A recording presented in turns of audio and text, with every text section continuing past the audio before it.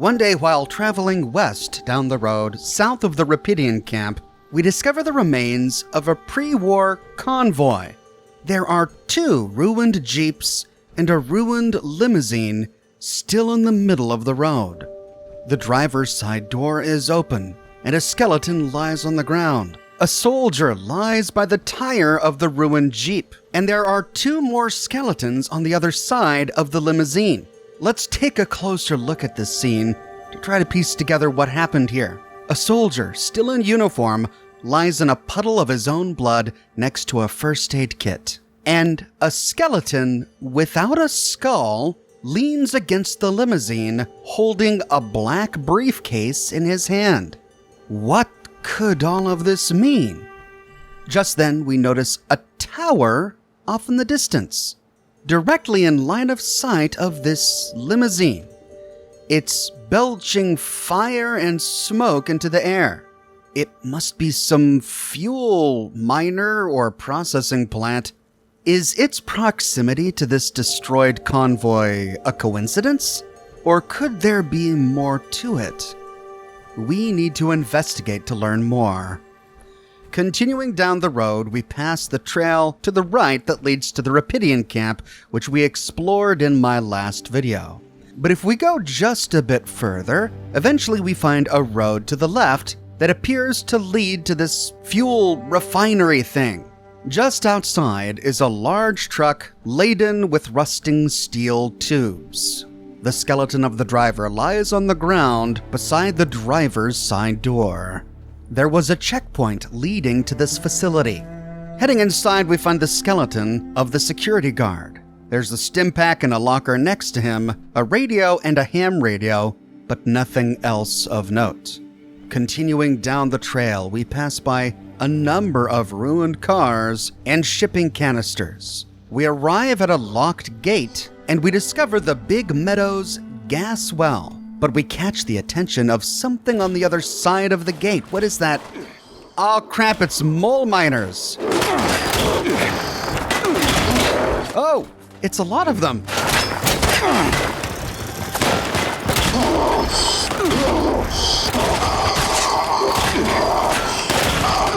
I guess I should have started from stealth.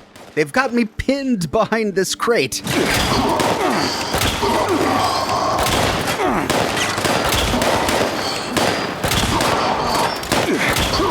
Oh, but then they sent guys with claws at me.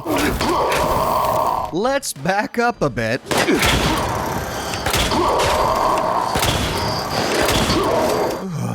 Well, with that, we kill all the mole miners.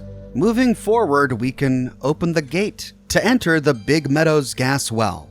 Big Meadows is a real location in the Shenandoah National Park in our universe. However, it's used as a campsite, and it's filled with many nature trails. That's what this place could have been in the Fallout universe, but some company decided to turn it into a gas well in a national park. I suppose I shouldn't be surprised. This appears to be a large circular area, so we'll explore clockwise. We find a bulldozer with its operator's skeleton hanging out of it. There's a platform connected to the tower in the middle of the area. We'll tackle it last. The first thing we chance upon is a small trailer. Inside, a skeleton sits in a chair next to a terminal.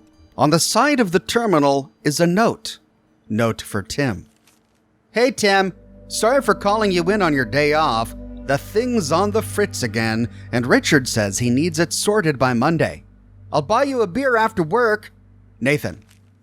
Tim must be the name of the skeleton sitting here. The thing must be the terminal. Tim appears to be repairing it, and it looks like he succeeded, for we can access the foreman terminal. Bysshe Energy Company. Welcome, admin user. Bysshe is a familiar name by now in the Fallout universe. It first appeared during the Point Lookout DLC and has appeared in several other locations in Fallout 76. Site Foreman Terminal, Richard Harrison. We find 3 entries. In the first, latest casualty report. Here we find 4 entries in the first, 2nd of September 2077. Name, Moses McCormack. Cause of death: electrocution and or unplanned landing with ground? That's the best way I've seen to say that he fell from a great height. It was just an unplanned landing with the ground. Note: employee was repairing a lighting fixture found on the middle platform of the extractor tower. Employee was reported saying the bulb was leaking.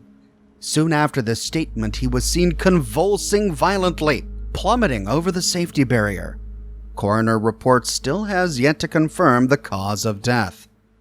Well, geez, why was fluid coming out of a lighting fixture? Who's at fault here? Well, it's clearly the Bysshe Company. Those are quite some unsafe working conditions. I'm surprised no one thought about turning the power off before repairing the light bulb and the leak. In the next one, we find that the data is lost.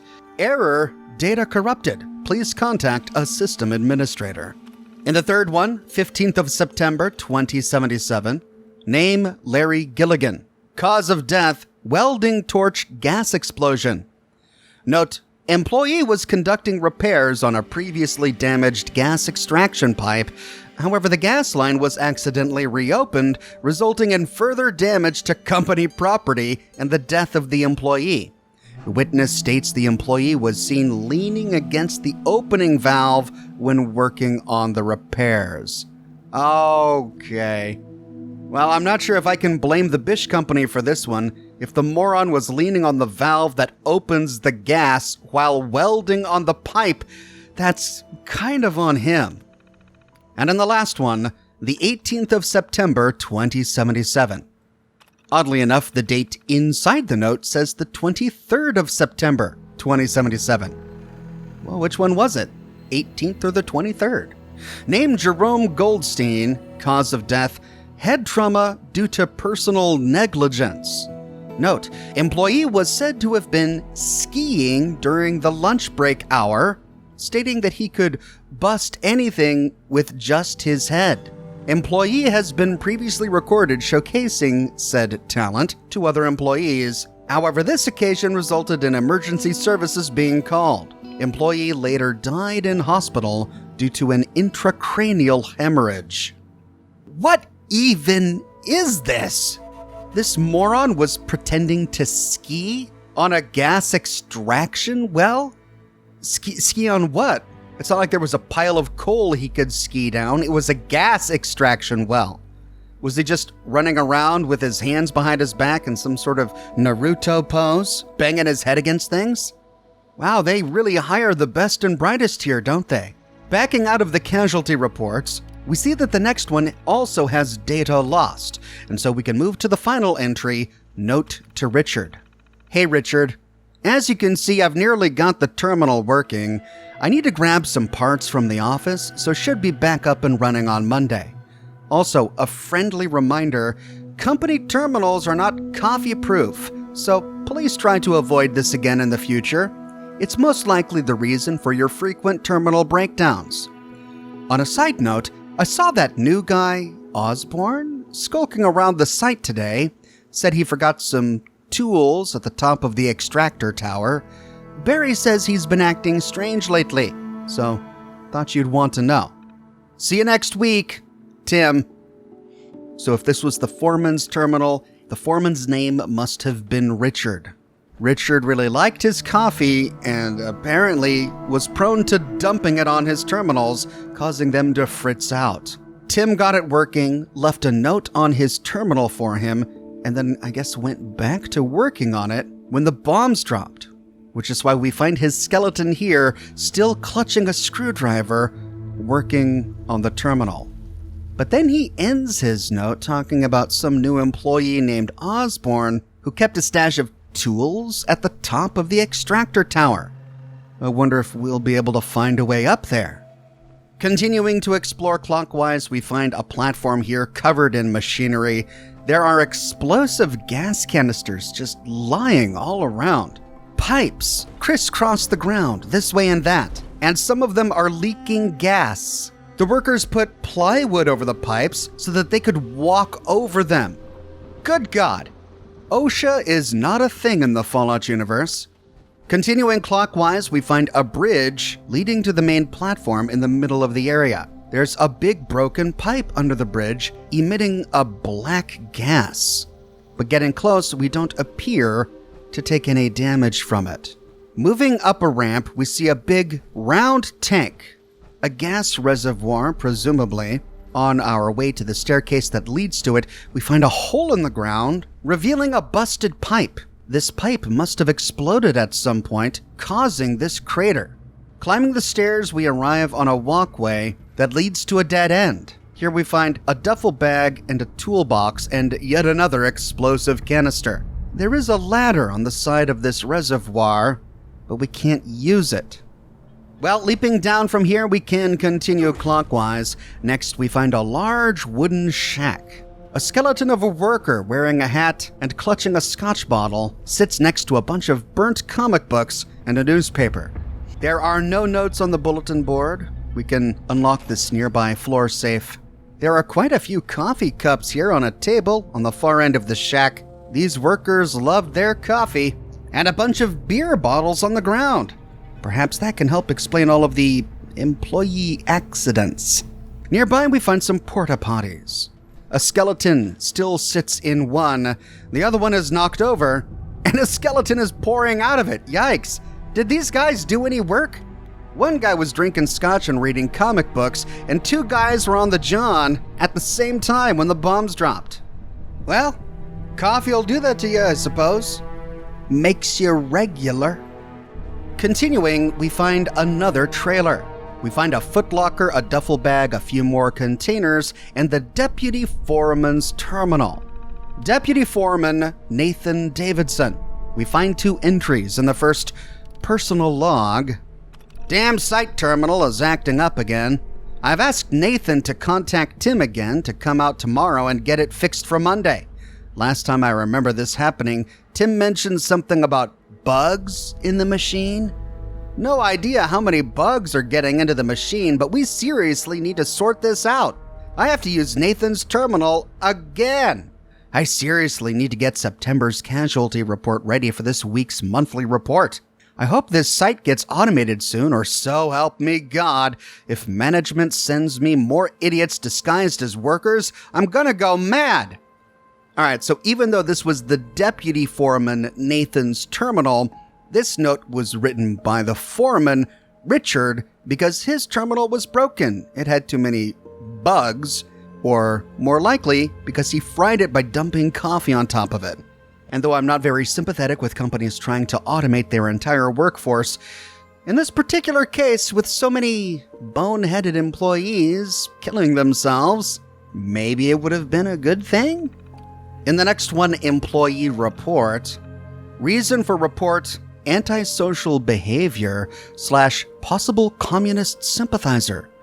Employee name, Harold Osborne. Mr. Osborne is a recent employee, having joined the company 5 months ago. He was hired as a general laborer, helping construct and maintain the gas extraction platform.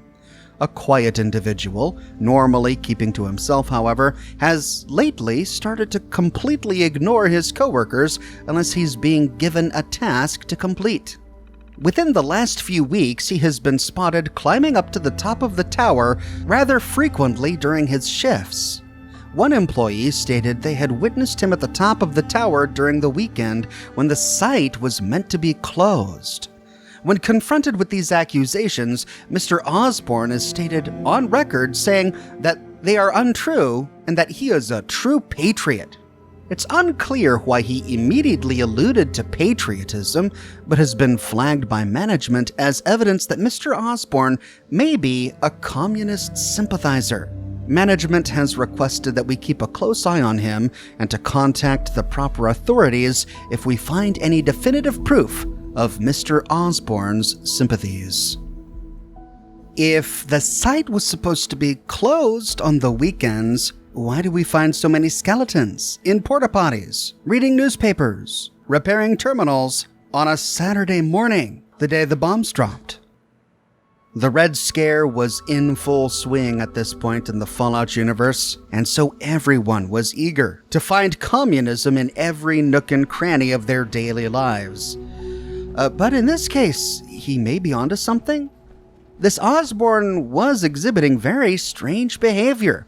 What exactly was he doing at the top of the extraction tower? Well, we've completely explored the ground here. Let's see if we can find a way to the top of the tower. Climbing the wooden staircase to the platform in the middle of the area, we find the extraction tower. There are several containers and several explosive canisters, but nothing else of note. On the eastern side of the tower is a ladder that leads to the top. However, it's broken halfway up. So that's how the workers climbed the tower, but it's not gonna help us. We need to find another way. Using the scope on our rifle, we can peer up there to see if we can find anything. There is some plywood sticking off of the end, almost like a platform. Maybe we can find a vantage point from which to jump to that platform. Well, the best vantage point we can find is this gas reservoir. Climbing the stairs, we again arrive at this dead end. We can't climb this ladder, but we can use our power armor jetpack. Leaping atop these pipes, we can follow it all the way to the north. And here we find another plywood platform directly facing the extraction tower. It's a bit far, but I think I can do it.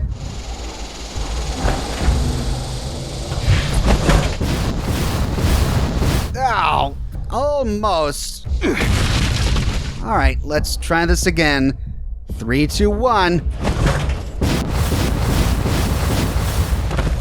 And just barely, we make it to the tower. We're on a middle level, however, and there's nothing up here, save for one wooden crate. But peering up, we see another platform at the very top. There's a ladder leaning atop some crates. We can climb this to give ourselves some more height here, but it still looks too far up. But there's a beam of wood sticking out of the tower draped with some sort of cloth. If we can leap atop that beam, we can then leap from the beam to the top of the tower.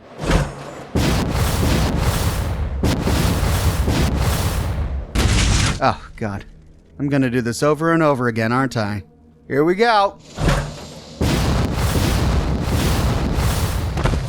All right, we made it. One more jump and we should make it to the top. And there we are. We made it to the top of the tower. A pipe sticks out of the top and it's engulfed in flame and smoke. Still burning natural gas after all these years. Nearby, we find a skeleton clutching a 10mm pistol.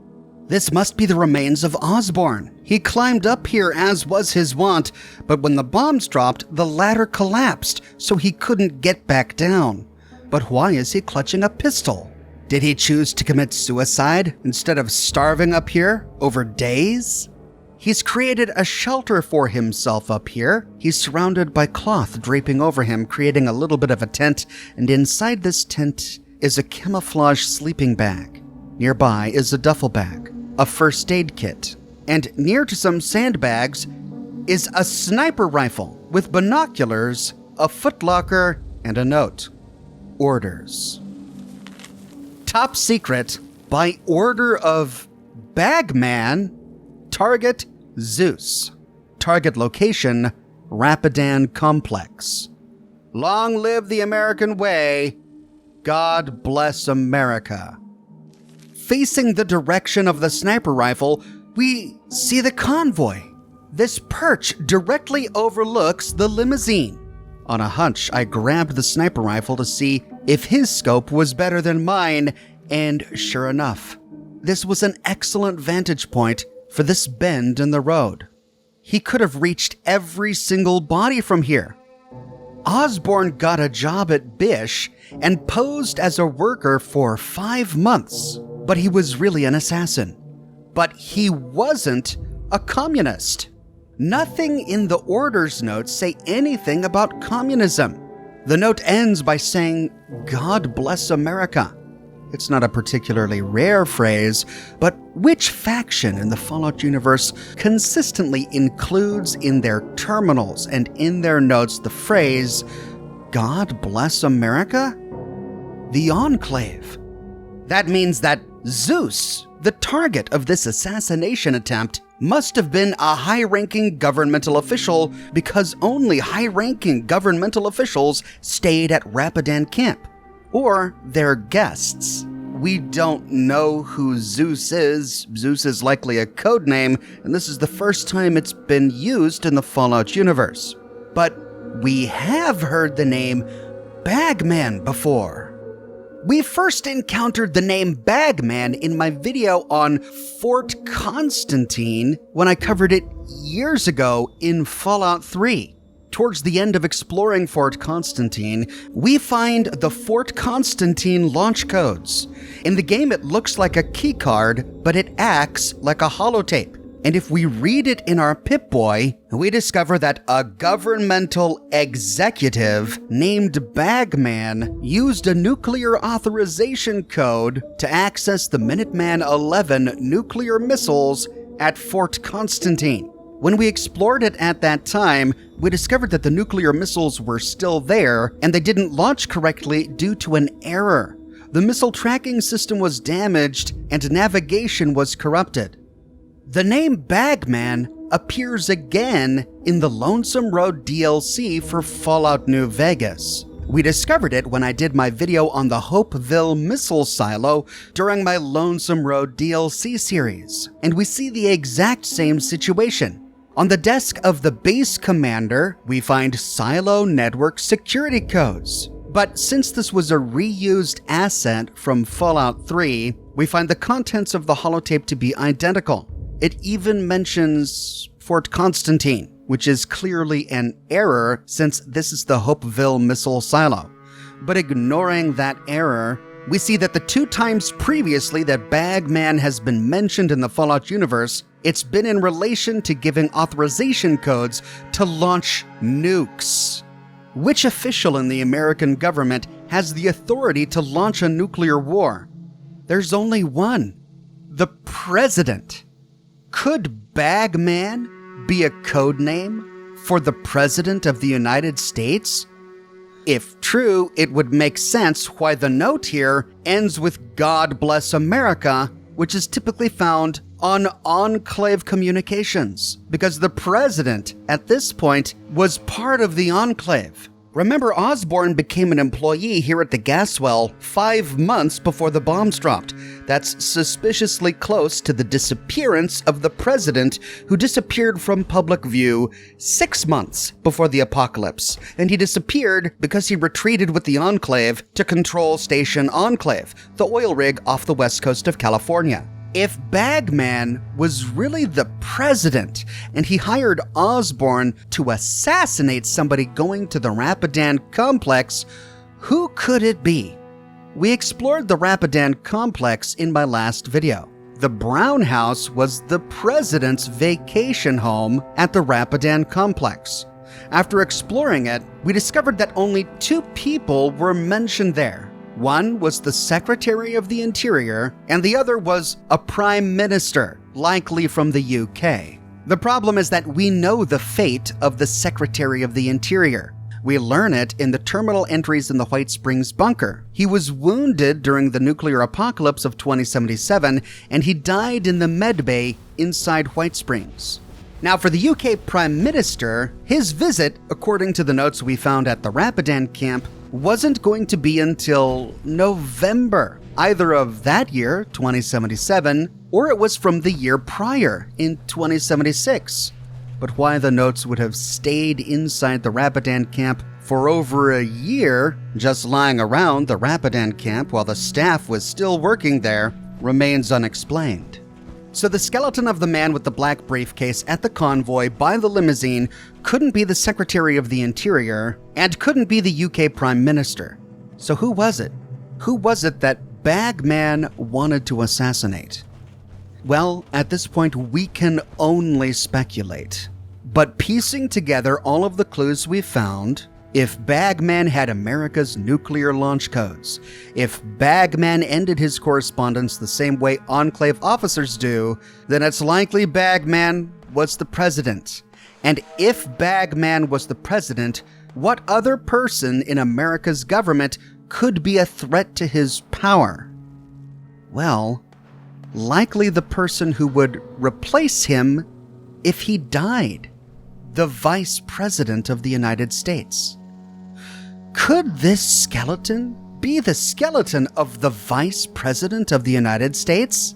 It would make sense for the president to want to assassinate him if the Vice President was not a member of the Enclave, if the Vice President had not joined their shadow government.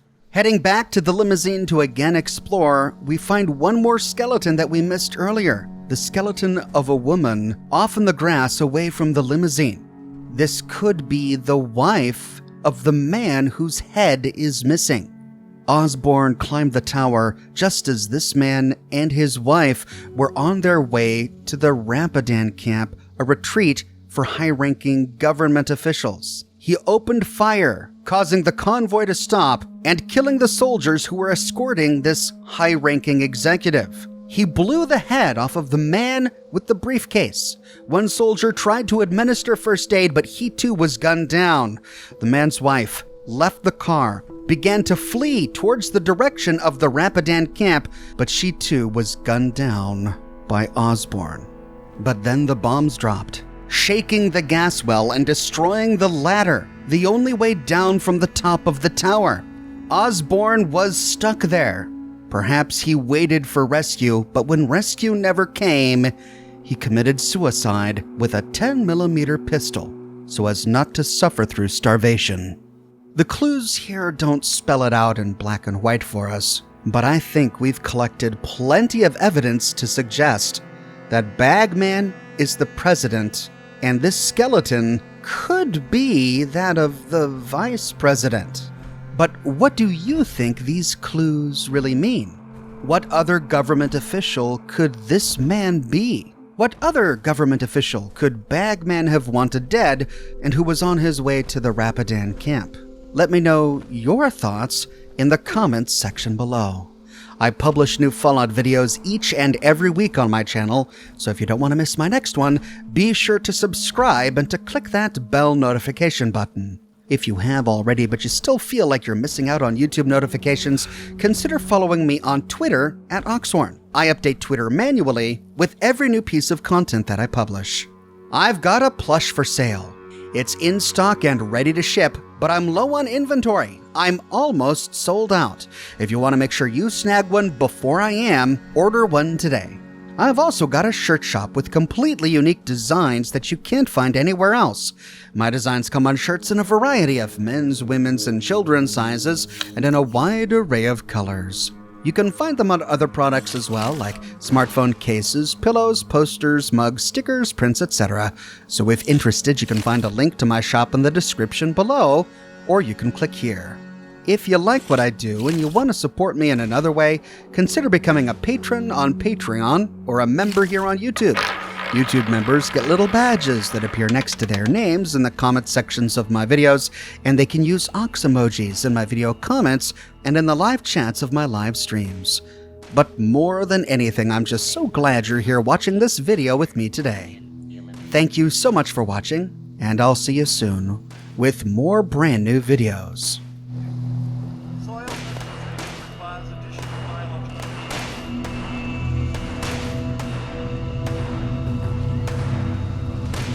Situation normal. Law and order has been restored.